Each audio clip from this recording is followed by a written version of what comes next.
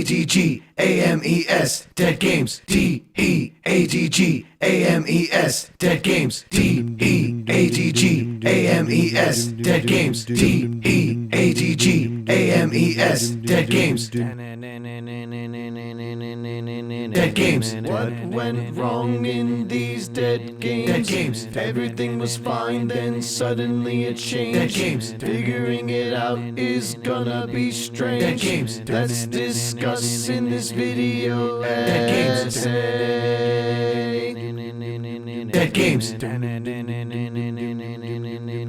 Dead Games. So, I made a video previously where I discussed what it means for a game to be dead, and what the root causes of those deaths were. Whether it be from genre fatigue to bad timed releases, having a successful video game seems impossible to achieve more and more these days. And like last time, I want to dive into more detail on a few specific games that I've made videos on in the past, and discuss why these games in particular are either dying or dead. So if you're coming to this video wondering why I'm not discussing Hyperscape or Temtem, it's because it's been discussed.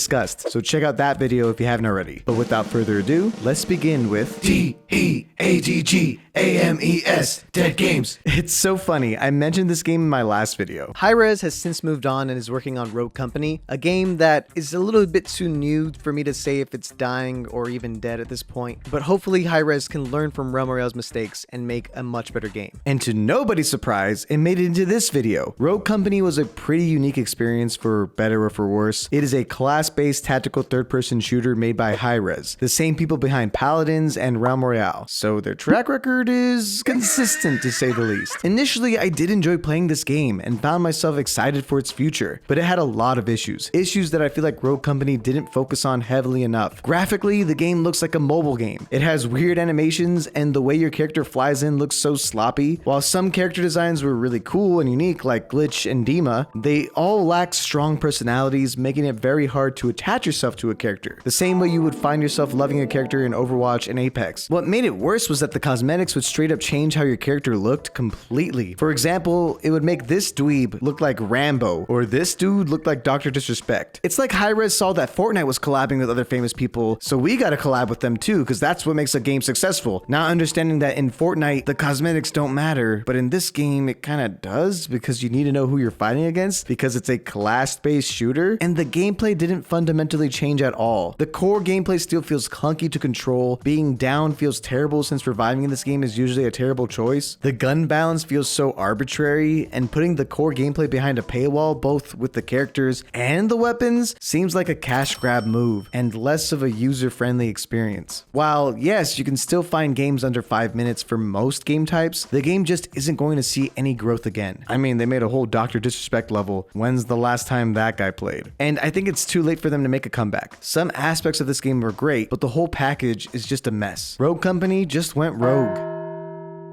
Dead Games. Fall Guys is a strange game. It's somehow on its 6th season, but its time in the limelight faded quickly. At one point, it was the most played, most watched, most discussed, most memed game ever, collabing with everything under the sun, and then crickets. So what went wrong? Honestly, this game suffered from not updating fast enough while on top. A game like this becomes a less enjoyable experience after playing the same minigames over and over again. And as a party game, it really needed to keep pumping out more content constantly. Fall Guys would have heavily benefited from a map maker so that people can constantly pump out new wacky mazes, and this would also mitigate some sweaty players from memorizing every optimal route every time. And while I don't think most games should try a free-to-play model, Fall Guys feels like it was built for that, and it would have benefited greatly from being free-to-play. It's free on PS Plus, and that really helped the PlayStation player base skyrocket. Being $20 isn't a huge barrier, but it can be enough of a reason for hundreds of thousands of players to not play. People would gladly pay for the cool collab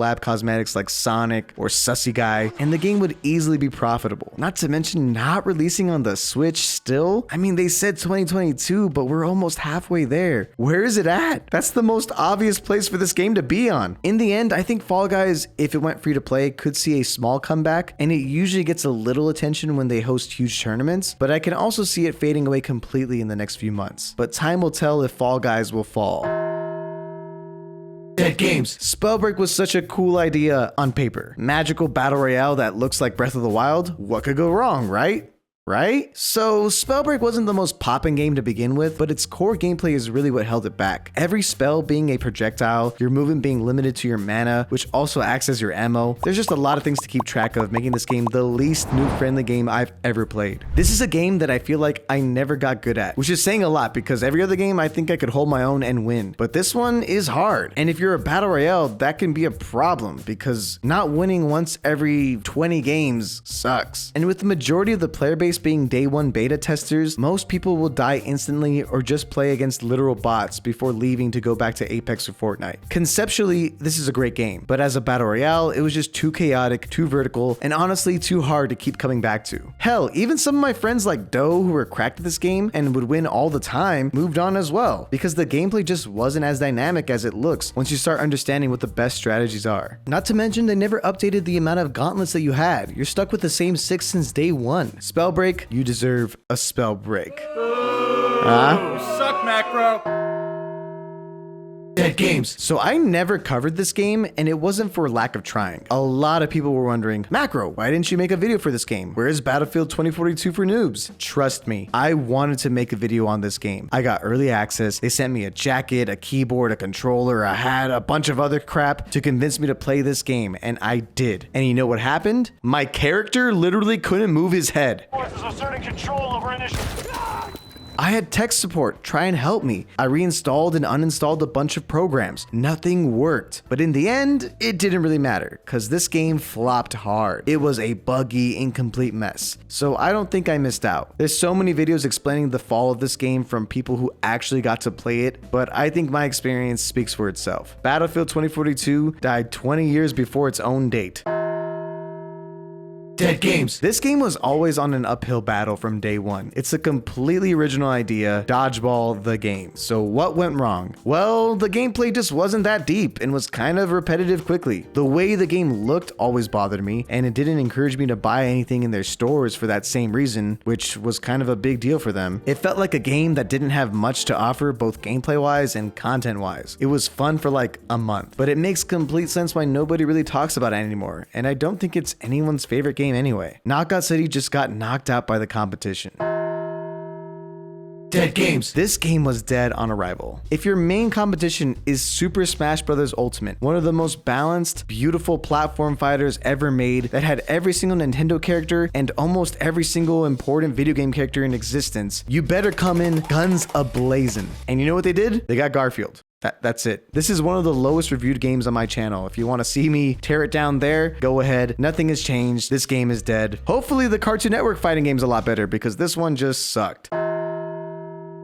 What went wrong in these dead games? Dead games. There are other games I wanted to discuss, but I ultimately decided that those games still have some life in them or just weren't even worth discussing yet. I'll quickly go over each of these games that could have been talked about, but I decided not to in a rapid fire round. Halo Infinite is having a terribly slow start, but with Forge, it could easily make a comeback. Overwatch's sequel just dropped, so shut up about this game. New World is still super poppin', whether you like it or not. Same thing goes for Among Us. Super People isn't on console yet, so I wanted to get there before I say dead game. But that's it. Another year, another dead game discussion. I want to make this a yearly thing that I do because it's honestly been a ton of fun replaying a lot of these games and understanding what went wrong with them. If you weren't already aware, I play dead games on stream for a couple days that I like to call Dead Week. So maybe follow my Twitch so you don't miss out on Dead Week next year. And if there's a game I haven't covered that you think is dead, let me know which game it is in the comments down below and tell me what you think went wrong with it. I genuinely love hearing your opinions on this topic. Okay, if you're watching this video the day it came out, that means I'm still in France on vacation with my wife, so I'm gonna go back to doing that. I'll catch you later, or as they say, te rattraper plus tard. thanks for watching.